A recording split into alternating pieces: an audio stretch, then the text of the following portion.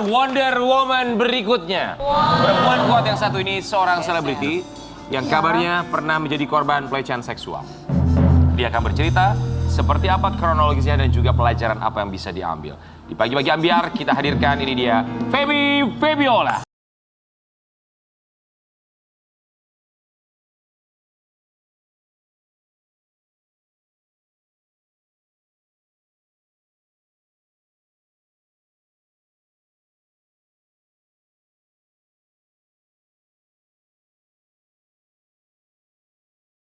Seperti biasa, tidak ada yang berubah dari seorang Feby Febiola. Aku sama kakak dari dulu, ya ampun. Iya.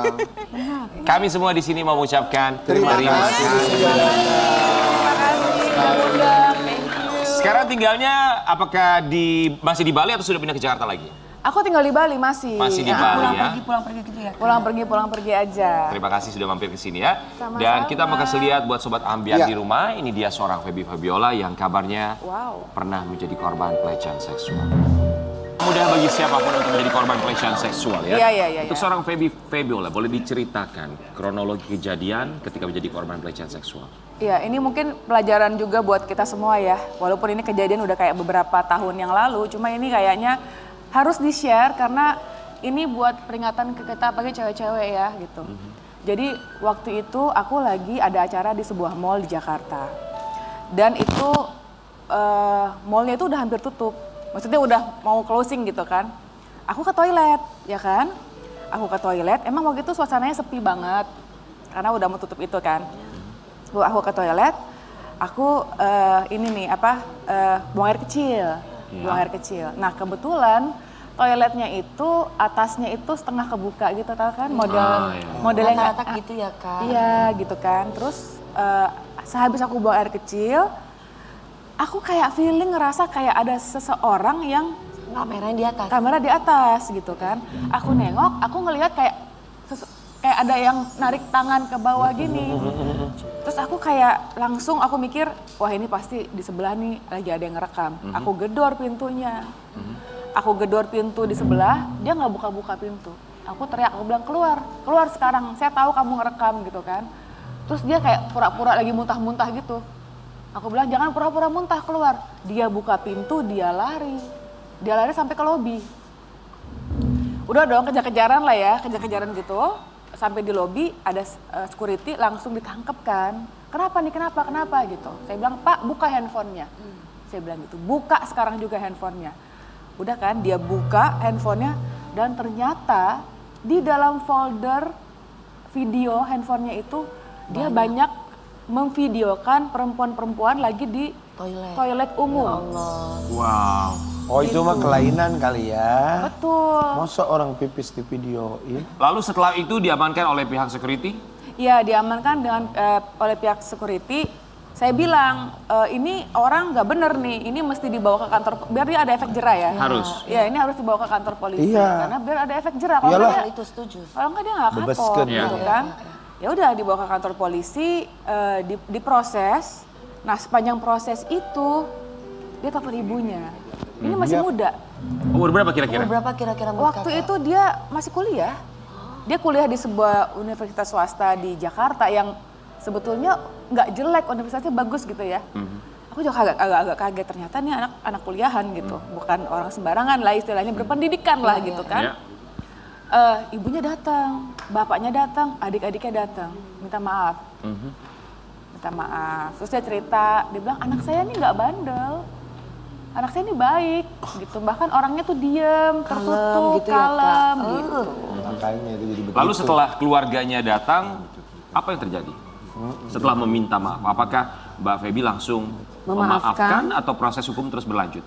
Jadi setelah keluarganya datang, minta maaf, saya ada waktu untuk mikir ya, karena memang antara masih kaget, terus juga kesel. Betul pasti. Keselnya bukan cuma karena saya udah direkam juga, cuma korbannya banyak nih gitu Iya, kan. iya, iya, Tapi saya berpikir lagi, dia masih muda ya, dia masih muda.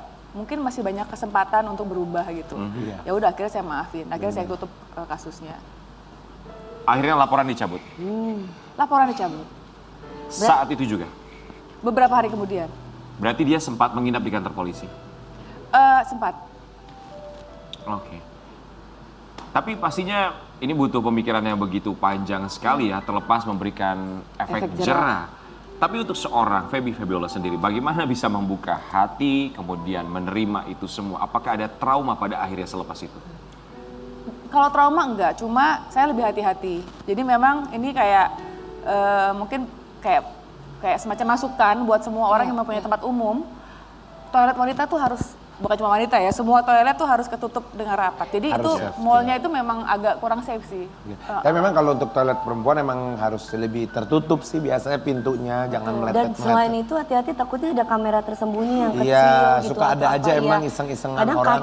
kaca pun bisa kelihatan kita berkaca, padahal itu di situ ada kamera. Bisa begitu juga. Iya.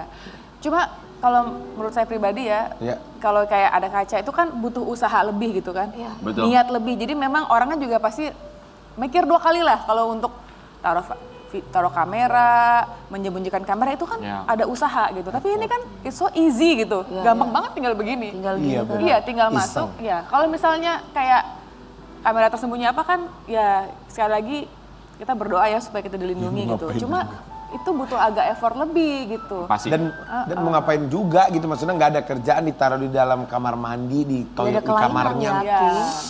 Mbak Feby Febiola, Mbak Feby kan seorang selebriti yang artinya punya kekuatan untuk speak up. Tapi banyak juga di luar sana korban pelecehan seksual Yang yang takut tidak untuk bisa speak speak up, dia takut untuk bercerita. Bahkan banyak juga kejadian bahwa korban pelecehan seksual justru malah menjadi korban bullying.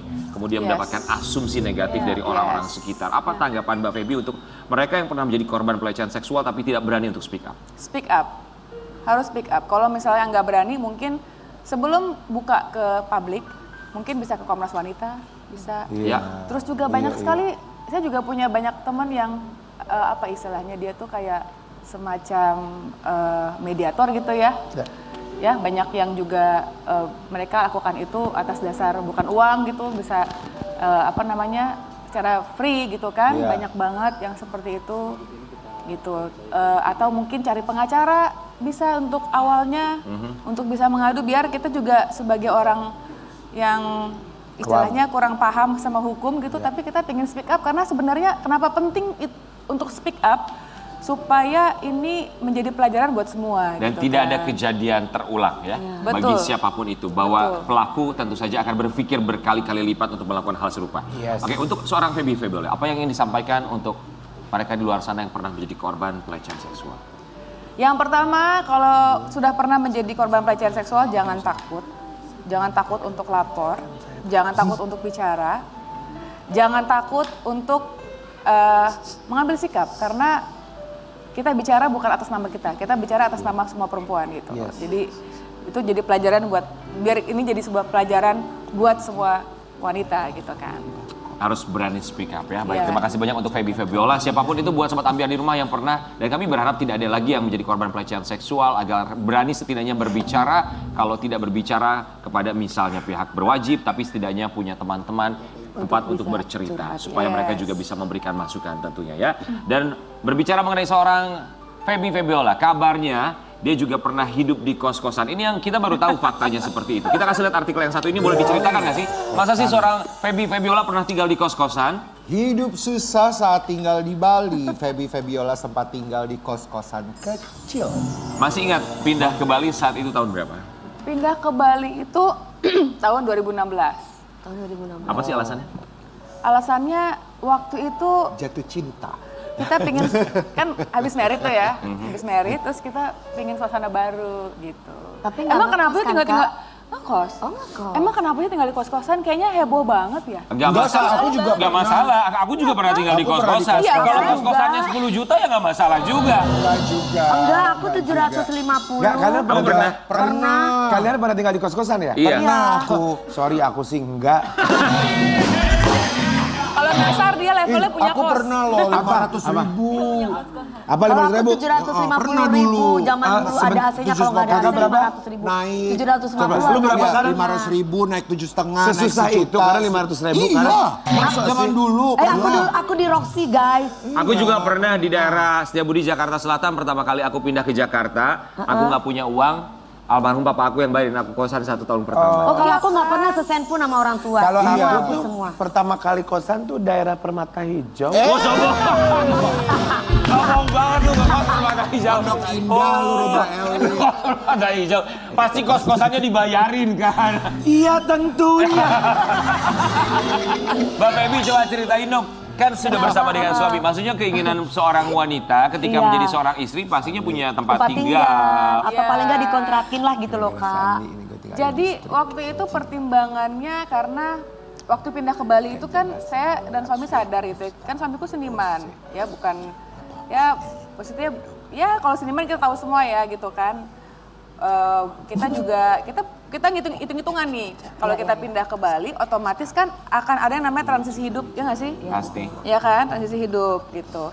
Jadi ya ini uang yang kita punya nih nggak boleh dihambur-hamburkan gitu kan kita harus benar-benar bisa ngitung gitu. Mbak saya mau tahu. Kos-kosan di Bali saat itu berapa per bulannya? Pertama itu kita, aduh aku udah lupa ya berapa Itu ya? sekamar doang ya, Kak? Sekamar lah kos-kosan. Berarti nggak Ya kalau 2 kamar bukan suami istri, Wi. Bukan, dulu maksudnya Kak itu apa, Feby kayak berapa kamar apartemen tinggal gitu loh, kos-kosan? ada dapurnya. Satu. Satu kamar. Kalian waktu di kos-kosan tinggal 1 kamar? Iya. Kalau aku tuh yang penthouse kalau nggak salah. Apa gitu ya? Kalau aku, Dibayarin kalau aku pengen marah sama kamu. Jadi berapa? Sebulannya kos-kosan pertama kali di Bali berapa? Waktu itu karena, nah itu justru pertama kali pindah ke Bali malah agak mahal tuh kos-kosannya. Berapa? Kayak 5 juta gitu sebulan. 5 juta. Berapa lama bertahan di kosan 5 juta itu? Oke, jadi 5 juta. Oke ya, kita bertahan di kos-kosan 5 juta selama kayak 6 bulan. Habis itu udah mulai pinter tuh, lihat-lihat, ternyata ada lebih murah. Pindah Dapat yang lebih berapa? murah. 2,5 juta. Pernah. Oke, Feby Febiola, seorang selebriti kenamaan pernah tinggal di kos-kosan 2.500.000. Iya, emang kenapa sih? Gak apa-apa juga sih masalah. sebenarnya. Juga ya, Lagi kenapa pula ya? juga Bali itu kan apa ya vibe-nya dan environment-nya beda ya. Sebentar. Jadi kalau mau tinggal kayak begitu nggak masalah. 2,5 juta. 2,5 juta.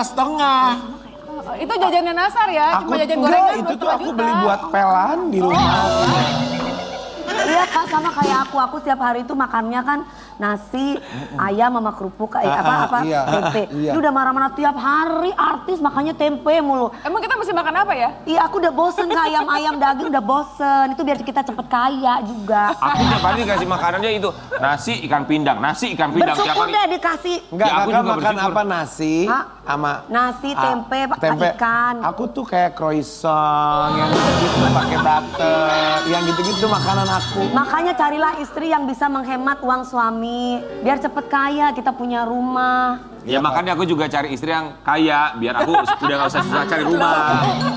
Mbak Feby Febiola, tapi akhirnya ketika memutuskan untuk pindah ke Bali, suami juga seniman ya. Kemudian dengan biaya kos-kosan dari 5 juta ke 2.500.000. Mohon maaf, saat itu pemasukan income datangnya dari mana? Tuhan pelihara sih. Gak usah dibilang di sini income dari mana ya, yang penting halal. Betul. Jelas halal ya, halal. Tersinggung loh aku ya, saya mau pulang nih kalau dibilang-bilang. Oh baper, oh baper. Enggak, kalau dibilang halal-halal gitu aku tersinggung loh. Kenapa Ki udah biasa? Kenapa? Kenapa Ki udah biasa yang haram ya? Ya kita kan segala genre. Oke, Mbak Feby, jadi apa? Kira-kira usaha yang dilakukan untuk bisa bertahan hidup? Singkat. Usaha nggak ada usaha apa untuk bertahan hidup sih kayaknya kita. Iya kita. Isi going aja Jadi ya. berarti Justru waktu saya buka ini kan ini gara-gara kan saya pada wawancara terus kita Ya. bilang kita tinggal di kos-kosan itu jadi heboh kan. Iya. Tapi tinggal di kos-kosan. Terus aku bingung kan emang kenapa ya? Kita jadi bingung dan dibilang kayak kita bertahan hidup apa enggak? nggak kita mungkin karena enjoy kok. karena mungkin citranya seorang public figure yang selebriti itu seharusnya yang Bergelimangan nggak ngekos. harta, bergelimangan Iya kan harta. kayak King aja tahu nggak tinggal di mana sekarang? SCBD. Iya, di yang atas, Lantai di tidak, 50. yang pakai tidak. Oke, buat seorang Feby Febiola singkat pelajaran hidup yang bisa diambil tinggal Ya. di kos-kosan bersama dengan suami hidup sederhana. Singkat apa pesan yang bisa Udah diberikan? nggak usah kebanyakan gengsi, Iya, aduh, dong. capek deh ya. Eh. Ntar dia kejar-kejar pajak lo. Benar. Udah Jangan gak usah banyak laguan lo. gengsi, santai laguan aja. lo. Yang penting kita sehat. Iya. Bener. Yang harus dijaga makanan kita harus Iya. begitu. Betul. Jangan Iya. Tidak ada gengsi ya. Jangan Jangan kebanyakan- menghemat hal yang harus kita spending, tapi juga jangan spending hal yang kita nggak perlu. Iya ngapain? benar. Setuju sekali. Jangan kebanyakan gaya. Duit lo cuma segitu. Lelaguan lo pengen tinggal di rumah-rumah bagus, di apartemen bagus, gaya banget. Ingat lo. ya. Sosokan pakai lift private lo. Jangan banyak gaya karena ingat rumus fisika karena gaya berbanding lurus dengan daya. Mau punya banyak gaya harus punya banyak daya. Kita akan kembali sesaat lagi. Tetap